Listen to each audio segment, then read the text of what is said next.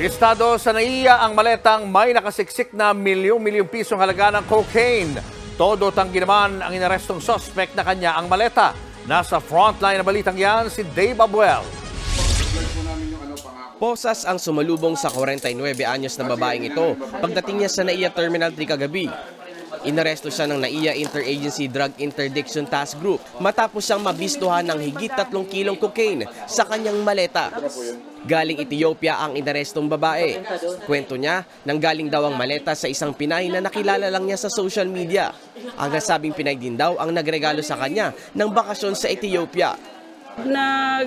Nag-post. Ako nga kasi gusto rin mag-abroad.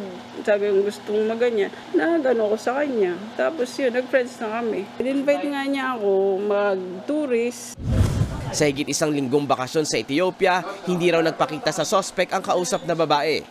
Pero isang kakilala raw nito ang humarap sa kanya at nagpasabay ng maleta kapalit ng 100,000 piso. Wala siyang sinabi sa akin, basta tiyan.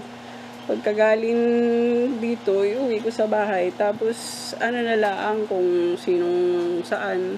Siguro nga, nag-ano din ako sa kikitain. Kasi alam mo naman, nawalan din ako ng negosyo. Siyempre, nag-grab na din.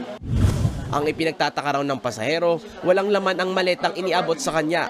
Kaya ginamit niya ito at inilagay ang mga biniling damit sa Ethiopia. Pero nang dumaan sa x-ray machine at inspeksyon ng Bureau of Customs sa NAIA, doon na tumambad ang cocaine na nagkakahalaga ng higit 18 milyong piso. Ito pong origin na to ito po isa sa ating binabantayan. No? So meaning previously may mga instances na tayo na nakahuli tayo ng mga pasahero carrying illegal drugs po galing sa origin na to.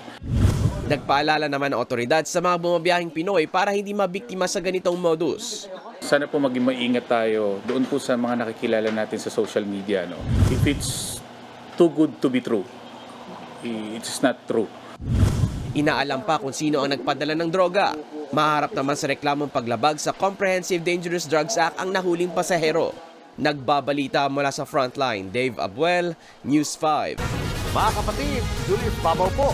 Iba na ang may alam at may pakialam sa panahon ngayon. Huwag maging huli at maging una sa lahat sa balitaan. Mag-subscribe at mag-follow sa social media pages ng News 5.